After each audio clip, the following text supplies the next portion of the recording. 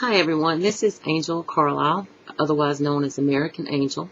Some of you may know me as Angel Butler. I am a retired wounded soldier.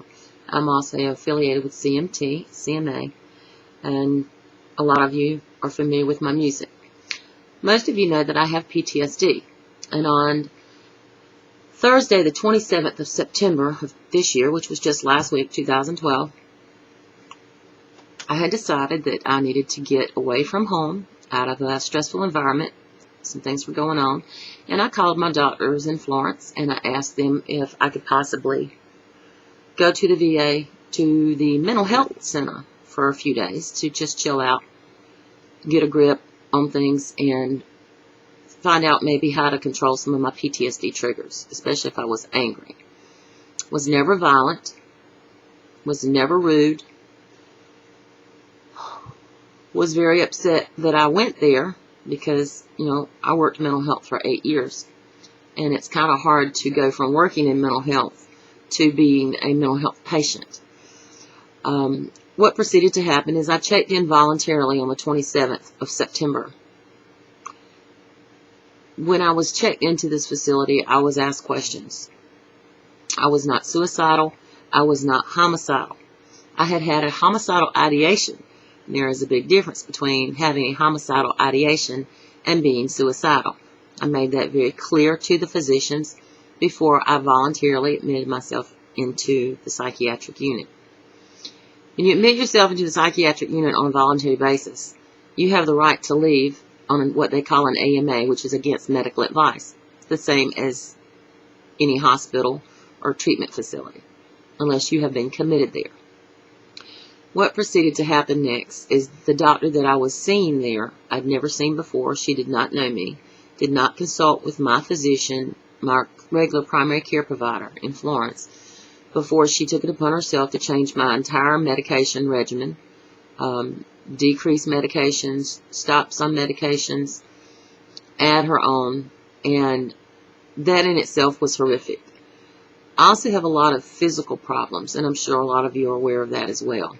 And I was supposed to be having a procedure on Monday to do an epidural in my back that was supposed to numb some of the pain that I have in my legs and back. What proceeds to happen next is Friday morning. Thursday when I was put in, they put me on it's a side they put non-stable patients in, but I was stable. I was never unstable. Friday morning, they moved me from that side to the bigger portion of the ward, which is for stable patients. So I was happy to at least get out of the small enclosure that I was in and have access to other things that I could not have access to. They took away my TENS unit, which was to be used for several hours a day in preparation for the procedure that was supposed to have taken place on Monday. Several of my friends and family tried to contact me on a number that everybody got phone calls on. I was allowed phone calls, but none of them were ever put through to me. On top of that, in this facility, there's no structure. There's no sessions, no counseling. People are just left there to just pretty much help each other or wander the halls or stay in a room, sleep, sit in the day room, watch TV. You're never allowed outside. Even in a maximum security prison, patients that are in maximum security are allowed an hour a day outside because it's a necessary thing. Some of these patients that are on this ward have not been outside in weeks or months, and some of them should not be there. I should not have been there. By Saturday morning, my pain had gotten so bad because I did not have the proper medications, and not talking pain medications because I don't take them. I requested at 4 a.m. in the morning to leave. I wanted to leave, and I asked them to page a doctor. They tried to do everything they could to satisfy me. The staff was wonderful. The only thing that's wrong there is the physician in charge of it, because there are a lot of changes that need to be made. Basically, the doctor came in at 6 a.m., as she normally did. Her name is Vernetta Jacobs. and she is a psychiatrist at Dorn Medical Center, the VA hospital in Columbia, South Carolina. She proceeded to tell me that she would not release me. I wasn't going anywhere. And until I showed more appropriate behavior, she wasn't even going to consider sending me home. I'd been no behavior problem. I'd had no outburst. I was not reckless. I was nothing except patient until Saturday morning, because I woke up after about a 30-minute nap in that much pain. It was horrible. The beds are awful. It's not a comfortable environment. You're more or less a prisoner. You're not getting help. You're incarcerated. And when she told me she would not let me leave, I told her that I knew, I'd like to speak with a patient rep, patient advocate, another doctor. I was denied those rights. She said she was the only doctor that I would see, and I wasn't going anywhere. Okay? I looked at her and I asked her after our conversation was over. I did not show aggression. I told her she couldn't hold me there against my will. She did say that I was correct. She could not hold me against my will because I did come in on a voluntary basis. But that if I tried to leave on an AMA, that she would have me committed by a probate judge in Columbia on Monday. And I would be held there, that he would require weekly reports on my progress and take her advice as to when I should leave. Now, I simply went there to get help with PTSD triggers as a veteran, which is supposed to be an option that we have. I recognize that I possibly could have a PTSD trigger happening and remove myself from the environment, which is exactly what I should have done. And I thought I was going to receive help. No, that did not happen. Like I said, I was never given any of my phone calls. I eventually did make contact privately with a friend of mine who is an ordained minister, soon to be elected official. He also works for the federal government. He came Saturday night unannounced. Visiting hours were from 8 a.m. to 8 p.m. And I did not know he was coming, but he drove straight there. I got a hold of him on Saturday.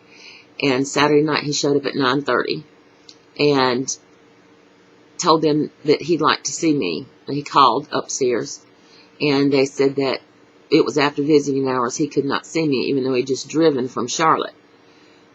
He said he wasn't there to visit with me. He was there to sign me out, period. He understood that I was being held against my wishes, and I wanted to leave. And as he had made phone calls up there and talked with staff to try to reach me, and they denied to give him the phone, denied to transfer the phone to me, he informed them that, I had expressed that I wanted to leave and was not being allowed to leave. Someone told him, and I don't know who told him this, and he said he wished he had gotten her name, that they were sitting there looking at me, that they couldn't transfer the phone, and that I had expressed no desire to leave, which was not true. At any rate, what proceeds to happen is he visits on Monday. I still had to go through, Saturday, Sunday, Monday around noonish. He gets there, and my procedure was to be done at 1 p.m. I asked, they did let him in. He came in an official capacity and informed them that he was there in an official capacity, that I was being held against my will, and he wanted to possibly conduct an investigation as to why my patient rights had been violated and I was being held against my wishes. We were allowed to visit. He was allowed to stay as long as he wanted. I asked him to go with me down to the pain management center when they took me down so that he could be there and we could talk some more. And hopefully that somehow he could get me out of this place. He went down with me, and the procedure was not performed because the hospital was giving me an antibiotic for a urinary tract infection, which I never had any symptoms of. So that's kind of hard for me to believe because urinary tract infections are painful. At any rate, once the procedure was not done, I had asked several times on Monday to see Dr. Jacobs, and she did not oblige. During my stay as well, I was made to call my landlord and to have him evict one of the people, or three of the people living in my house, because the doctor said she wouldn't release me until these people weren't in my house. Well, the last time I checked, I don't think a physician has a right to say who lives in my home, but she was going to hold me there until this eviction was done, and she had confirmation of it. After several days of this, making the phone calls, forced to call my friend, forced to call my landlord, basically being told this is what you have to do, it put things in an uproar. And finally it was agreed with Dr. Jacobs that if my friend and I could work something out and she could feel comfortable with me living in the same house, that she would consider it. She would be okay with it. But it had to be confirmed by a social worker. Again, that's not her right nor her place. When I came back up from not having the procedure done, I asked immediately to see Dr. Jacobs, and she knew that this person was there visiting me and knew what capacity he was there in. And when she had me come into her office, she did have an AMA paper in her hand. And I was released because I told her that there was no reason for me to be there. She was going to release me. They had told me she was going to release me the following day, which would have been Tuesday. And since that was because of the procedure, that was her excuse. One of the other staff members told me that during the morning meeting, which was only maybe an hour or so after she talked to me, that I would be lucky to leave on Tuesday, not to press the issue of going home on Monday. I was in no way unstable at all. I am very shaken still about the events that took place in that facility. I am concerned for my fellow veterans who are still there, who should not be there. I hope that you all will pass this on. This facility needs to be investigated. I am going to file a congressional complaint. I've reported it to media sources. Several people have made it viral on Facebook. I need it to go that way here. I need your help. Your country, my country. We all went and did what we had to do for our families, for our children, for you. And I am asking now that my country stands behind me. I am retired now.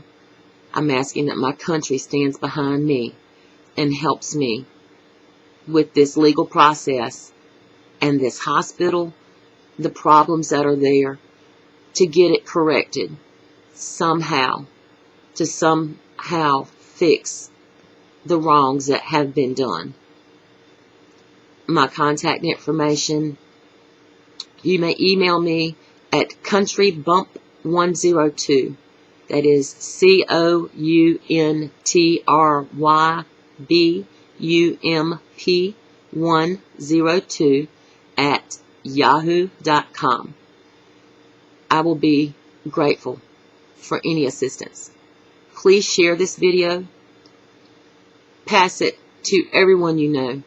Share it on Facebook. Share it through YouTube. Tell your friends. Tell your families. Let everyone know what's going on. If you thought Walter Reed incident was severe, this is even worse.